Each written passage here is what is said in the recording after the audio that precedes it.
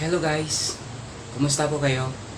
Sa video na ito guys, meron po akong ituturo. Meron tayong kunting tips, kunting additional information about sa ginagawa nating control sa motor control system.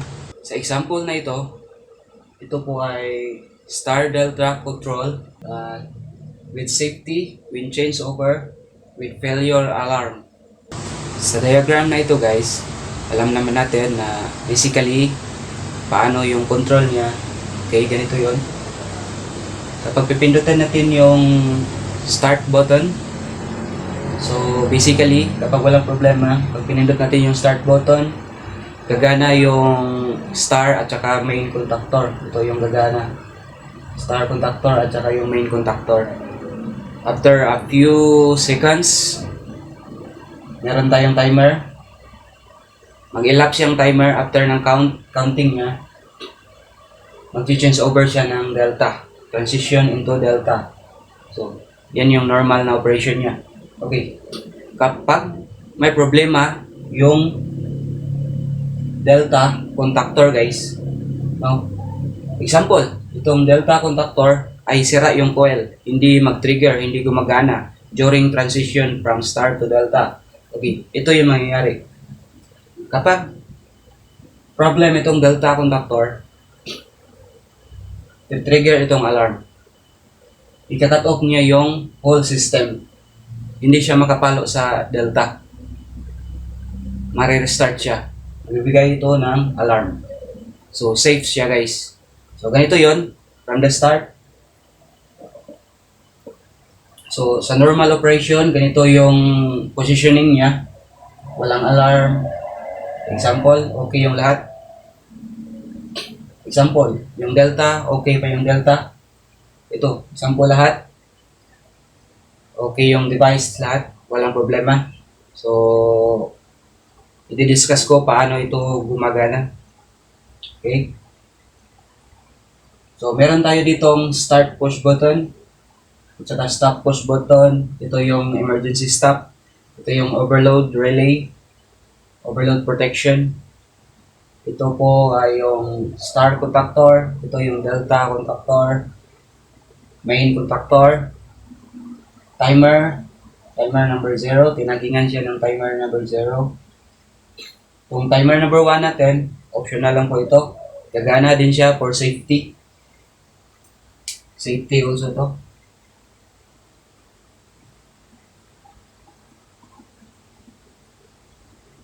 Safety cut off. Ito rin, safety cut off.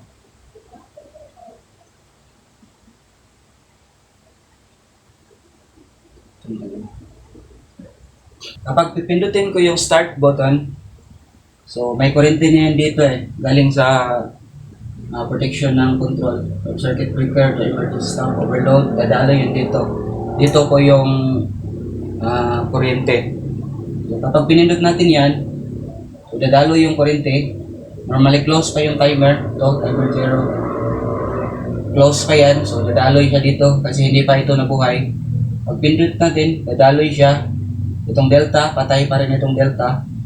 Saan yung delta? Ito, patay pa kasi hinihintay niya yung timer mag-elapse. So, dadaloy dito. Mag-i-start itong star contactor. Okay. Pag mag-trigger na itong star contactor, siya naman yung ito. Siya naman yung bibigay ng signal para gagana yung main contactor natin. Okay. So, pag pinindot ko, gagana yung star contactor. I-trigger ito yung auxiliary contact niya. Normally open. Napo-close ko ito. So, gagana yung main contactor. So, dalawa yung gagana basically. At, syempre, yung timer para change over niya, gagana din ito. Kasabay ito ng dalawa. Gagana siya. So, example, normal yung operation, normal yung walang problema ng mga devices. So, nag-start na siya ng start. Within 5 to 8 seconds, ito yung normal na settings no sa star delta. 5 to 8 seconds, mag-change over na siya, magta-transition na siya into delta.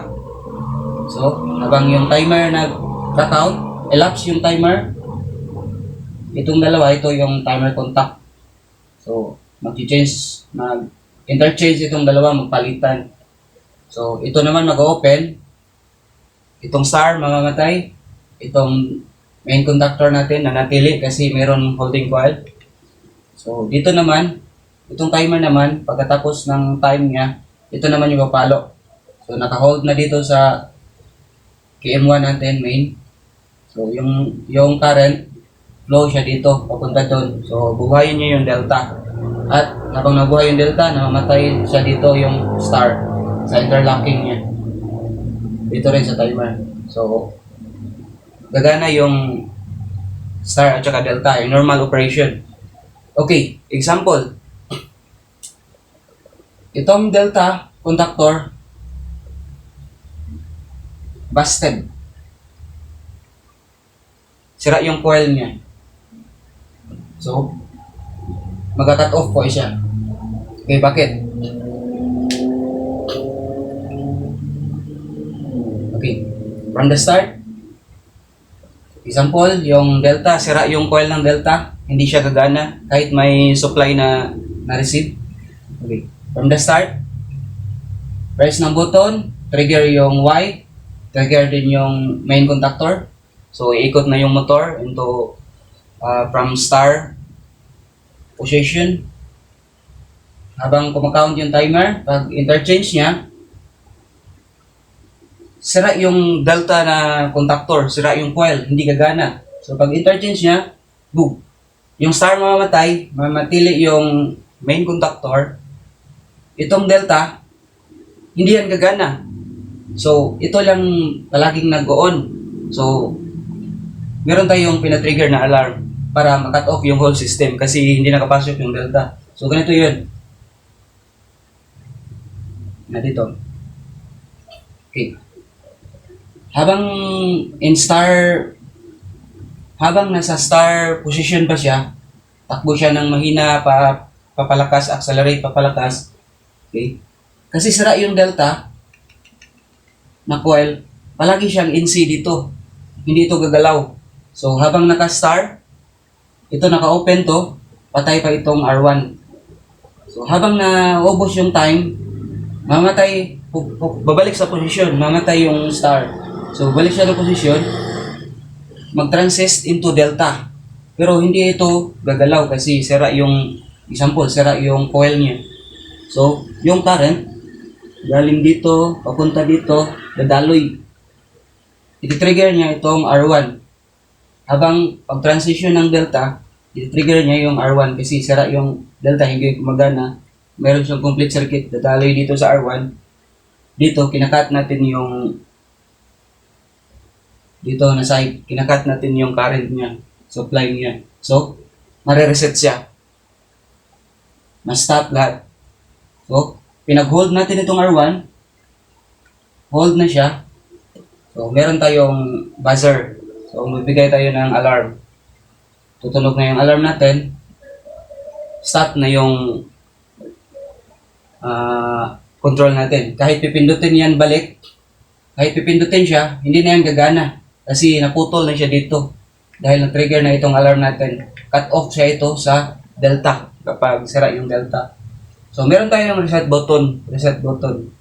Pang pa-reset niya. Pabalik na pwede tayo mag-start ulit. While kapag nakita na natin yung problema, nasira ito, pwede nating i-reset. Babalik na siya into normal function. Yan. Saka itong overload, basically, dito pa rin to ito yung pinaka-importante sa lahat ng motor control system. So, ganito pa rin siya.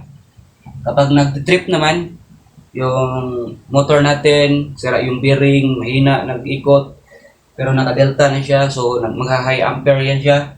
Or in single phase, mag-high current yan siya. So, possible na mag-trip yung overload niya. Meron tayong tripping device. So, mapalitan din ito. Once na mag-trip, cut off niya lahat yung control dito. Ito naman, dadaloy naman dito. Mag-close na naman to. Yan. Dadaloy na yan dito. So, meron tayong indicator na nag-trip off siya. Trip alarm din yan. Ito Itong alarm na ito yung para safety cut off niya sa kapag sira yung delta contactor. What if yung star contactor naman guys yung sira? Okay. Kapag sira naman yung star contactor, sira yung coil niya, example, dito normal yung lahat. Okay, dito, ito lang yung sira. Example, hindi siya mag-start. Pag pinindot natin yung push button, dadaloy dito yung current, nasusuplayan ito pero hindi ito magte-trigger kasi putol na yung coil niya or sira siya. So, walang mangyari. Hindi ka makapag-start kasi wala siyang mapupuntahan eh. Hindi ito gagana, hindi rin itong star, hindi ito gagana din. Hindi ito mabubuhay. Tsaka itong timer, hindi siya makapag-transist into delta. Kasi yung timer nakadepende ito sa star at saka sa main coil, main contactor natin. Okay. Yun, safety siya guys. Okay. Ito, what if, kapag ito guys, ito optional lang to, second option to, ito yung priority safety niya. Kapag hindi ito gagamitin, ito yung gagamitin, pwede rin siya guys. Yung pangalawang timer natin, yung setting niya, lamang lang siya ng 1 or 2 seconds sa first timer ng start to delta. Example, ito yung first timer niya, sinet natin ng 8 seconds. Ito yung second timer pang cut off, safety cut off. Set natin ito ng 9 or 10 seconds. So, ganito yung mangyayari din. Safety din siya guys. Okay? As normal operation, kapag sira yung delta, babalik tayo kapag sira yung delta na coil. So, ito, wala to kasi example number 1, ito example number 2, safety cut off. Okay. Ito lang yung delta, example yung delta, sira yung coil. Pag pindot natin ng start, gagana yung star, basically star at saka main contactor gagana, iikot yung motor, pahina, palakas. Gagana yung timer. Habang yung timer mag-elapse ng 8 seconds, ito lamang to yung pangalawang timer natin. 9 seconds yung setting natin. So mag-uuna itong trigger, yung ito. Kapag maubos na yung timer niya, magta-transit siya into delta. Pero sira yung delta, hindi makapasok. So hindi siya makapasok, walang mangyari. Pag transit into delta, namamatay yung star. So ito hindi ito mag-open, pero na-open na ito sa timer. Mamatay yung star, pero yung timer palaging nag-aandar. At itong main contactor palaging nag-aandar. Pero yung motor, nag-stop yung motor during star connection siya. Kasi hindi siya nakapasok ng delta. So, habang papasok yung delta, naubos na yung para transition timer niya, hindi siya gumana yung delta. Ito, kasi hindi gumana yung delta, palagi siyang NC. So, yung current dito, papunta dito. I-trigger niya itong timer. Habang maubos itong timer, pinuputol niya yung main contactor. Ito, pinuputol niya dito. Pag putol na ito, cut off lahat kasi ito na yung nag-hold during pag-start mo. Kasi pag-start natin, on ito, on at ito, on yung star, on yung main contactor. So, habang namatay na yung timer, stop na yung timer, ubos na yung time niya, magta-transit na siya, patay yung Y natin. So, babalik ito sa normal, as normally open. Ito yung mag-hold. So, yung kurente, dito na naman siya. Yan, papunta yung dyan. Itong dalawa. So, babalik siya, mamamatay. Mag-stay itong timer. Itong tatlo. Mabuhay ito kasi hindi nabuhay yung delta. Mabubuhay itong tatlo. So, habang naubos itong timer, pangalawa natin, meron tayong tagging na timer 1. Maubos yung time, ika-cut off niya itong main contactor. Pagka-cut off na main contactor, marireset siya into stop lahat. Pagka-stop ng lahat, pwede tayong mag-ano. Then, additional tayo para pa-triggeran natin ng alarm. So, ito, meron tayong relay, pwede tayong magdagdag dito. Timer, kukuhanin natin yung signal ng timer. Dito tayo. Kasi hindi ito nagagalaw dito. Pwede tayo dito.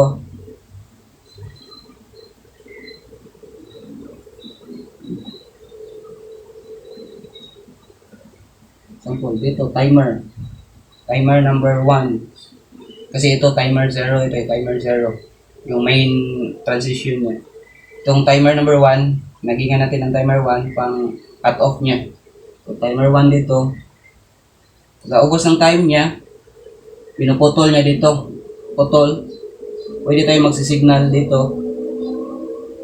Bubuhayin natin ito. Para alarm. So, gagana yung siren pa rin. Trigger. Yan. Cut off siya. Safety yung motor natin. Kapag sira yung device, either star contactor at saka delta contactor. Kasi kapag sira yung main contactor, kapag ito namang main contactor, yung sira yung coil, pag pinindot yung push button, ito lang matitrigger yung star. Ino-hold ko, kapag i-hold natin star yung mag-trigger, itong timer hindi mabuhay yung timer. So, hindi naman, imposible naman i-hold natin kasi hindi natin alam eh. So, isang click lang yan natin, di ba? Basically, pag-click natin, mabuhay siya, wala siyang holding. Kasi napa-hold niya is yung KM1. Ito. Kasi sira ito, hindi siya mag-hold. So, pag start natin, mag-trigger, pag unpress natin, mamatay din siya. So, wala siyang indication na nag-run siya. So, safe siya guys. So, meron tayong run indicator ito kapag okay. So, as normal, basically, walang problema. Ayan, gagana yung start. Pag pindot ng start, gagana yung start. At saka main contactor. Transition into delta. Ito na namang dalawa. Okay. Ito. Gagana yung start. I-trigger tayo ng indicator for run indicator. At saka pag delta na naman, i-trigger nyo ito. Kapag trip, ito, mag-trigger tayo ng lamp. Trigger tayo ng lamp, ilaw, na para na ibig sabihin ay nagtitrip. So meaning may problema yung motor or sa supply, baka nag-low voltage, gano'n. Kaya nag-high ampere yung motor natin. So ito sa mga additional information ito sa mga ito basically alam na naman ito ng mga karamihan ng ka-electrician natin diyan. Alam nila. Pero siguro sa hindi pa naka-alarm sa ganito na design, dagdag kaalaman ito guys sa inyo. Sana may natutunan kayo dito at salamat sa panonood. Hanggang sa susunod na video ulit. Maraming salamat.